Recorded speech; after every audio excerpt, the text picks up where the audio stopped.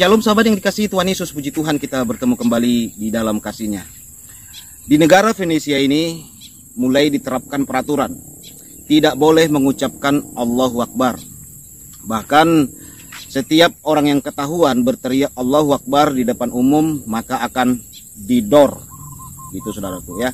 Jadi cukup miris dan pasti ada sebab musababnya. Kenapa beberapa negara Eropa, Amerika begitu trauma dengan teriakan takbir tersebut?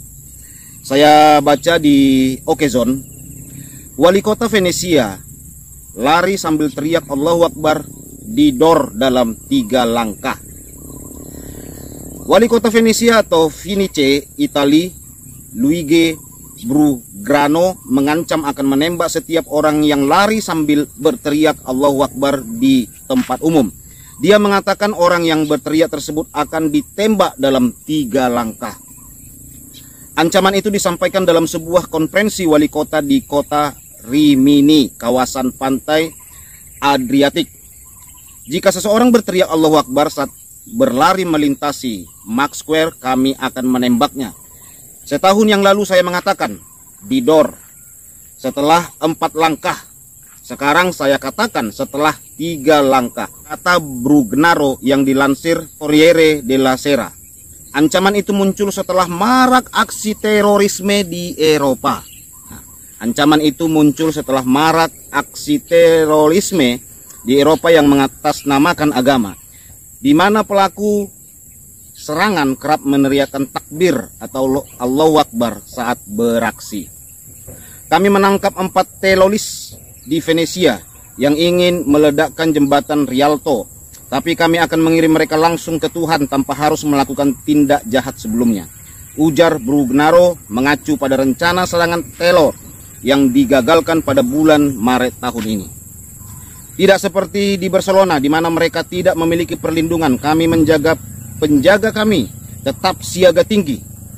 Kami tidak menantang siapapun. Kami mengirim pesan dukungan kepada pasukan polisi, harus tahu bahwa kami ada di pihak mereka, katanya.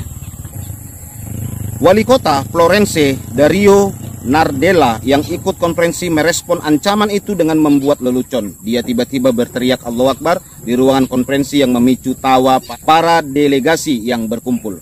Lelucon itu terekam kamera dan menyebar di media Italia. Nardella dikritik keras. Terlebih lelucon itu terjadi setelah serangan teror di Barcelona, Spanyol, menewaskan beberapa orang. Wow, meninggoy beberapa orang, sahabat. Nardella akhirnya meminta maaf.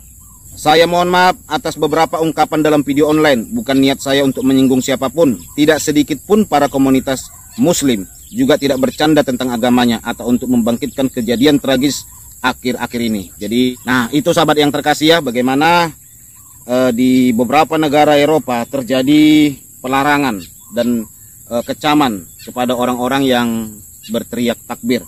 Apa tanggapan dari Menteri Pertahanan Malaysia mengenai teriakan Allahu Akbar ini di depan umum, sahabat?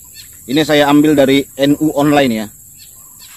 Menteri Pertahanan Malaysia Muhammad Sabu mengatakan bahwa umat Islam saat ini sangat tertinggal.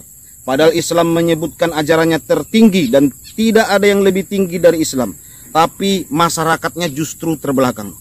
Berbicara pada diskusi panel Harapan Baru Dunia Islam meneguhkan hubungan Indonesia-Malaysia di gedung PBNU Jakarta Sabtu, Sabu mengatakan hal ini terjadi karena umat Islam tidak melaksanakan ajarannya seperti menjaga kebersihan, menjaga amanah dan persatuan. Di dalam ajaran Islam mengatakan bahwa umat Islam adalah satu dan bersaudara. Tetapi pada kenyataannya oknum-oknum dari kelompok Islam tertentu malah saling berperang. Mereka meneriakkan Allahu Akbar, lalu boom, meledak. Begitu teriak Allahu Akbar langsung ada ledakan gitu ya saudaraku, menurut Menteri Pertahanan Malaysia ini. Lalu ditembakkan, nah terdengar suara tembakan. Katanya kalimat suci itu digunakan untuk berperang melawan umat Islam sendiri. Akibatnya negara-negara Islam tidak bisa membangun peradaban sendiri. Bayangkan di Afghanistan rakyatnya buta huruf. Di Libya, Irak rakyatnya peminta-minta sedekah. Yaman yang ngebom orang Islam sendiri. Di Somalia lembu pun tidak bisa hidup.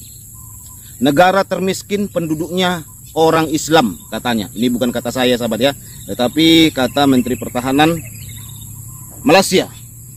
Penduduknya katanya miskin kalau Islam. Salahkah aku menganut agama Islam? Sambungnya. Sekali lagi, menurut pemimpin Partai Amanah Negara ini, umat Islam di negara yang aman saja menyebutnya pemerintahnya kafir. Hal itu pun terjadi di Malaysia. Ya, ternyata bukan hanya di Indonesia, sahabat ya. Di Malaysia juga terjadi mengkafir-kafirkan pemerintah. Miris, sahabat ya. Padahal pemerintah sendiri adalah Muslim. Seperti di Indonesia, presiden kita kan Islam, saudaraku. Tapi tidak sedikit yang mengatakan bahwa presiden itu kafir, gitu ya. Kita tahu bahwa Pak Presiden Jokowi tidak pernah beribadah ke gereja kecuali menghadiri acara-acara penting seperti Natal atau lain-lainnya ya. Tetapi untuk menjadi jemaat gereja Pak Jokowi tidak, dia adalah Islam. Tetapi kenapa sering dikafirkan, sering dianggap orang Kristen? Ini kan tuduhan yang sangat bodoh, sahabat ya. Tetapi itulah yang terjadi. Nah, sehingga kalau kita melihat ya bagaimana di negara barat sendiri dibuatlah prank-prank seperti ini, saudaraku. Karena memang sudah sering ya terjadi hal-hal terorisme dengan teriakan Allah Akbar, sampai ada dalam prank ini kita lihat lemparkan tas gitu ya, untuk menyinggung orang-orang seperti itu, saudaraku ya. Kita lihat videonya.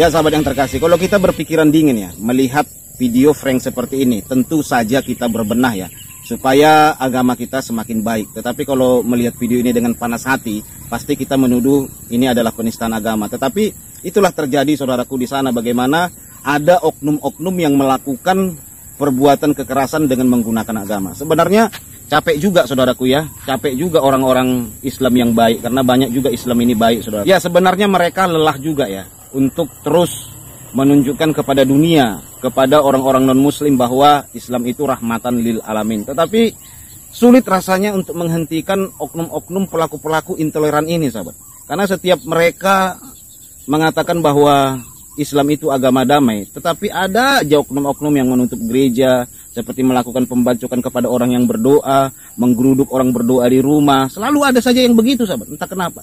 Ya sebenarnya bisa saja diatasi itu ya, kalau mau. Kalau mau itu bisa saja diatasi. Ya MUI langsung bertindak tegas, mengawal, memantau semua penceramah-penceramah intoleransi. Dan mempromosikan penceramah-penceramah yang baik gitu ya. Terus itu dipromosikan di TV-TV, di mana gitu ya. Dipromosikan penceramah-penceramah nasionalis. Ya sebutlah seperti Islam Nusantara gitu kan. Nah itu dipromosikan, saudaraku. Tetapi kita lihat ya, ustaz-ustaz terkenal sekarang malah ada yang terpapar gitu, cukup miris kita. Ada yang menghina-hina agama lain, mengolok-olok salib, menghina Tuhan Yesus gitu ya.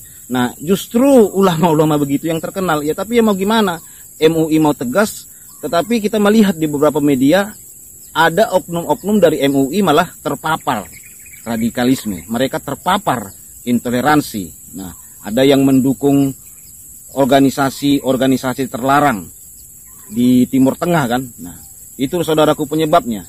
Nah, seharusnya kan menurut pemantauan saya kalau mau supaya orang tidak fobia terhadap Islam ini harus dibatasi orang-orang yang berceramah radikal, memecah belah gitu, saudaraku. Jadi memang harus dibuat ketegasan.